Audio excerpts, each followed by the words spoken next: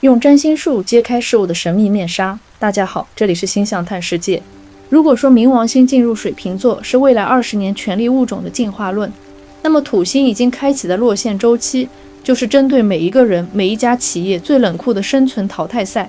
很多人还在废墟上等待复苏的幻觉，却看不见土星正带着他的镰刀划过白羊座、巨蟹座与狮子座的领域。这意味着旧时代的安全感正在崩塌，曾经的光环正在熄灭，而最底层的丛林法则已经悄然启动。在这个秩序收缩的萧条小周期里，努力不再是脱贫的解药，避险与布局才是你保命的底牌。这一期我们要撕开温情的面纱，深度拆解土星落线周期带来的经济下行时代。我们将会讨论，在这个丛林法则开启的节点，每个个体该如何重组自己的资产与心智。无论你处于哪个社会节点，都可以通过这期视频寻找到那条通往未来的避险之路。如果说宇宙中有一把精准的刻度尺，专门用来测量人类世界的兴衰与财富脉动，那么这把尺子一定属于土星。在占星学中，土星绕行黄道一周大约需要29.5年，但你可能不知道，这近30年的旅程并非一个平坦的圆圈，而是被分成了界限分明的2个半场。一个半场是财富与规则的建立，也就是妙望周期，而另一个半场则是存量的博弈与系统的崩塌，也就是我们正在面临的落线周期。从2025年开始，我们正式跨入了一个长达12年的土星落线周期。这个星象的更迭完美契合了经济学中最令人敬畏的定律。要理解这12年，我们必须先看懂土星的2种极端状态。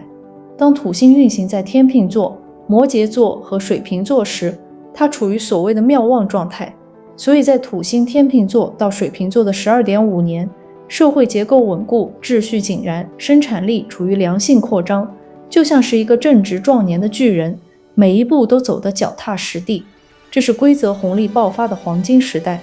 然而当土星从2025年正式进入白羊座开始，便开启了它漫长的落线与失势之旅。它将接连经过白羊座、巨蟹座，直到狮子座，这都是土星落线失势的位置。在占星学中，土星在失线的位置会发生一种内在的冲突，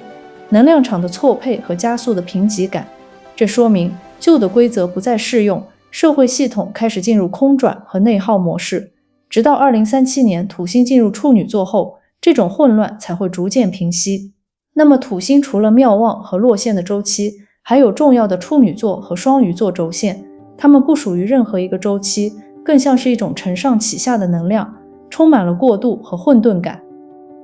这种占星学的周期律在宏观经济学中有着极其深刻的对应。土星这29.5年的大周期非常像经济学中著名的库兹涅茨周期，甚至可以看作是康德拉季耶夫长波，也就是我们常说的康波周期中最为严酷的一环。如果说过去10几年土星在妙望位对应的是经济的繁荣与过热阶段，那么从2025年土星入白羊开始的这12年，完美契合了康波周期中的萧条期。根据康德拉季耶夫的定义，萧条期是指在技术红利耗尽后，社会进入存量竞争、物价剧烈波动、旧债务强制清算的时期。这正是目前我们所处的土星在白羊座的隐喻。旧世界的秩序被强行推倒，财富不再通过简单的增长获得，而是通过残酷的重新分配。我们深入这长达12年的土星落线周期，你会发现这并不是一段线性下坠的过程，而是分为3个截然不同却又环环相扣的考验阶段。首先我们要面对的是2025年到2028年的土星入白羊时期。在占星学中，土星在白羊座处于最典型的落线位，原本应该维持社会稳定的规则彻底失效，再也约束不住那些原始的焦躁的冲动。这是一个典型的竞争生存化阶段，原本温文尔雅的社会契约会变得异常脆弱，丛林法则将重新成为主流。在这个阶段，千万不要指望任何组织或体制能像以前一样保护你，你必须在规则的废墟上亲手建立起属于你个人的防御体系，无论是现金流的储备，还是不可替代的硬核技能。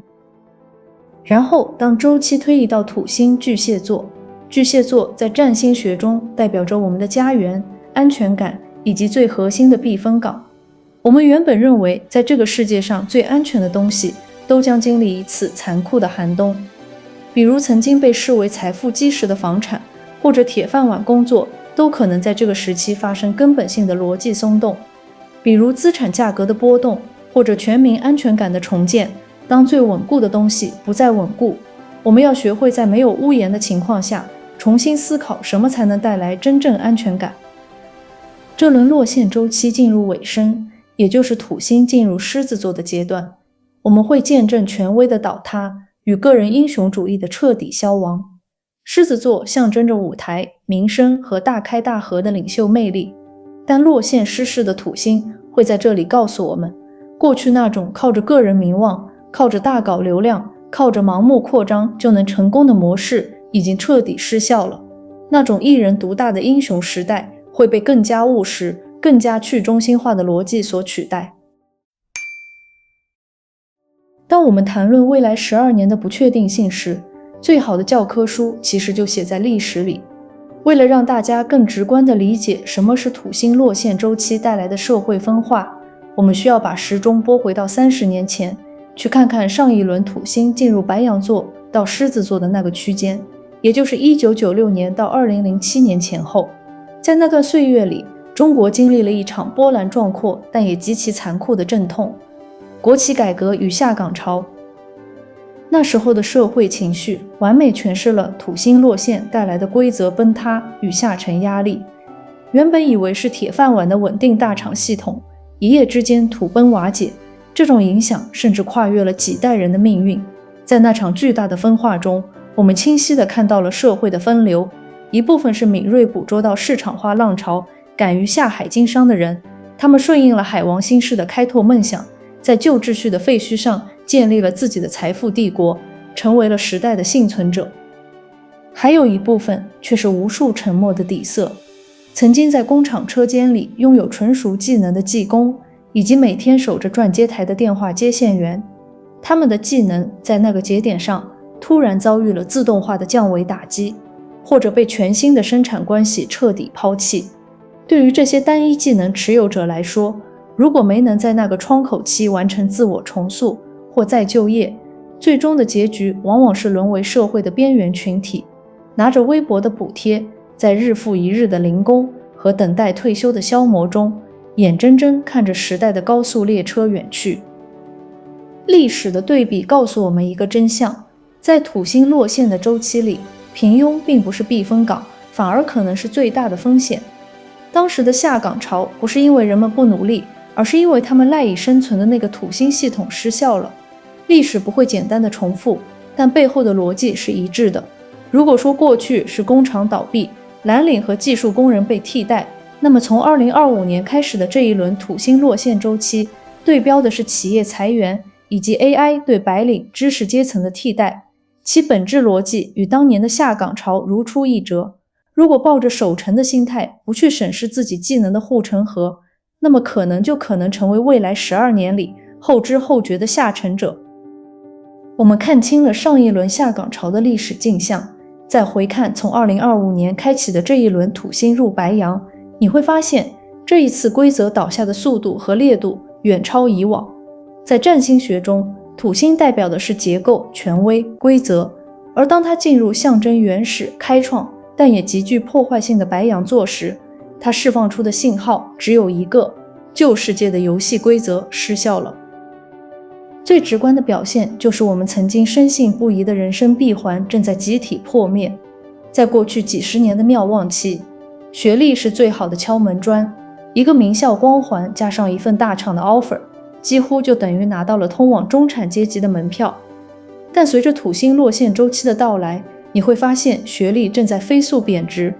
以前好好学习就能找个铁饭碗的路径已经不再是通途，而更像是一座围城。紧接着我们看到曾经不可一世的大厂开始纷纷裁员，这背后不仅是由于经济下行，更是因为 AI 技术的爆发。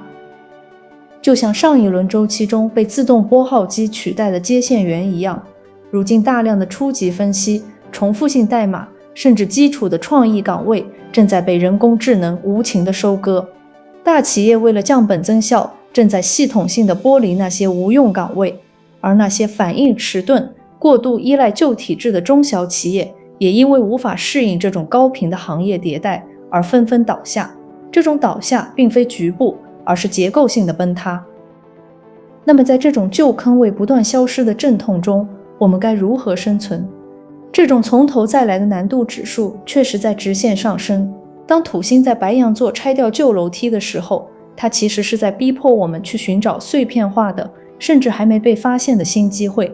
这需要我们彻底放弃对稳定的执念。适应这个落线周期的唯一路径，不是去缝补那个已经破掉的旧口袋，而是要学会像白羊座的拓荒者一样，在废墟中识别出那些由 AI 和新技术催生出的全新的生态缝隙。如果你还想靠着10年前甚至5年前的经验包去混吃等死，那么这个周期带来的分化将会比你想象中更加残酷。土星进入落线周期后，我们必须直面一个最为冷峻的现实，那就是规则的彻底失效和丛林社会的回归。在占星学中，土星本应是秩序的守护者，但当它进入落线位，原本温和的监管会变得机械且严苛，而本该保障公平的规则却往往在高压之下变得支离破碎。所谓的丛林社会本质上就是一种存量博弈的极端化。当上升的电梯关上门，留在电梯外的人们为了争夺有限的生存空间，必然会进入一种原始、直接且高频率的竞争状态。在未来的就业和商业环境中，过去那种靠着平台光环或资历红利躺平的日子彻底结束了，取而代之的是更加赤裸的价值互换和优胜劣汰。回顾过去的上行周期，那是规则逐渐走向成熟的时代。在那个环境下，规则是清晰且明朗的，未来高度可预期且可控。这是一种极其有利于创业、投资和就业的温床。在那段时间里，正规军永远大于野路子，稳定和安全感是社会的基调。我们每个人都感觉头顶有保护伞，这种保护可能来自强大的企业平台、完善的制度保障，或者是学历与技能的加持。合作共赢大于残酷竞争，全球化让世界充满了善意，博弈被掩盖在互惠之下。因为有底气拖着，有保护伞罩着，我们敢于大胆创造，实现梦想。个人更容易感觉到被世界善待，在保全自己的同时，甚至还有余力去照顾他人。那时候扩张的欲望远大于避险的本能，每个人都想脱颖而出，而非墨守成规。那是百花齐放的时代，虽然随着成熟度增加，资源开始向头部垄断，但整体福利支出高涨，国家印钱支持各项福利，甚至能支持难民和弱势群体，给人一种极强的保障感。但我们要清醒地看到，那也是产生虚假繁荣和大量泡沫的时期，到处是流动的财富和挥金如土的消费群，奢侈品横行，各种不切实际的人设标签和光环层出不穷。因为不缺买家，所以大家都产生了一种日子会永远好过下去的错觉。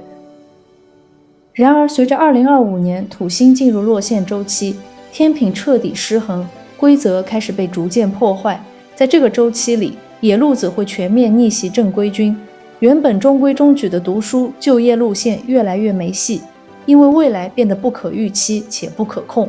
你会发现规则变得模糊，甚至朝令夕改。这种环境对传统的创业、投资和就业极其不友好。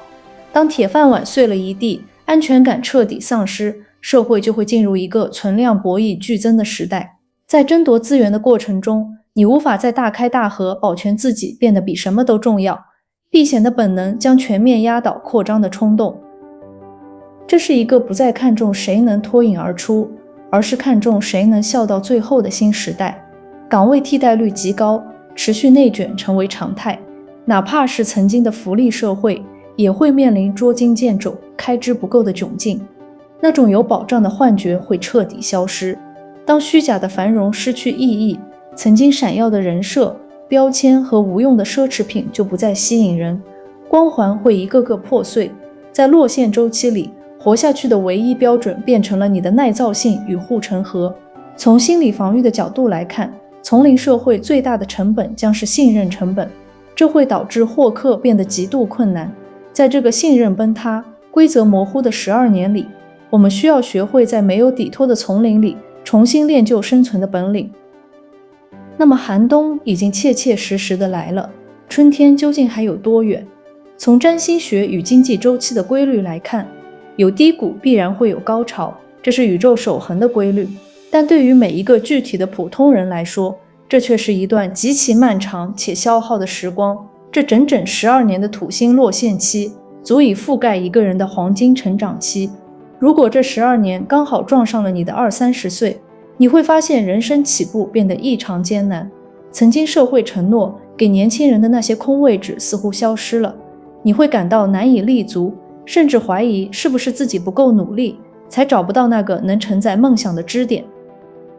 而如果你正处于30-40岁，这12年则意味着一场前所未有的中年危机。你可能刚刚实现30而立，正准备向上冲刺，却迎头撞上了大衰退和充满了不确定的未来。你开始迷茫，不知道自己是否还有机会再向上跃迁。更重要的是，你往往上有老下有小，身后是家庭的重担，眼前是模糊的赛道。你比任何人都更害怕那个突然降临的改变，因为你已经输不起了。如果你已经步入40-50岁，那么当下的处境可能会让你感到似曾相识，就像是当年国企下岗潮中的40-50人群。距离退休还有一段尴尬的距离，但你手中的技能却随时可能被新兴的 AI 或时代浪潮所替代。你站在转行的十字路口，却不知道未来还能去哪。甚至在无数个失眠的深夜里，你会想，是不是干脆提前退休，彻底退场。最后，我们来谈谈如何在这样极端的分化中寻找那一线生机。我们的生机就是正与土星并行的海王星白羊座。这股能量带来的造富与造梦，是我们在这个下行周期里唯一可以使用的强力杠杆。海王星白羊座会有新兴趋势催生出的泡沫。作为普通人，如果你能敏锐地识别并参与其中，成为这些新趋势溢价的一部分，这或许就是你跨越阶层，实现逆势翻盘的最好机会。我们需要建立一个极其重要的认知：落线周期本质上是财富洗牌的周期。这种机会不同于那种只要进场人人都能分到一杯羹的上行年代，它更像是专门为高认知者准备的弯道超车时间。在落线周期的废墟中播种，我们可以预见到，在下一个土星妙望周期到来临之时，现在看起来只有种子般大小的企业和个体，有一部分将会成长为新的巨头，甚至去重新定义未来行业的游戏规则。但与此同时，在这个规则破坏、人心浮动的落线周期里，谨慎也是你唯一的保命符。由于未来的不可预期，社会上会涌现出比以往更多的骗局和诱人的坑。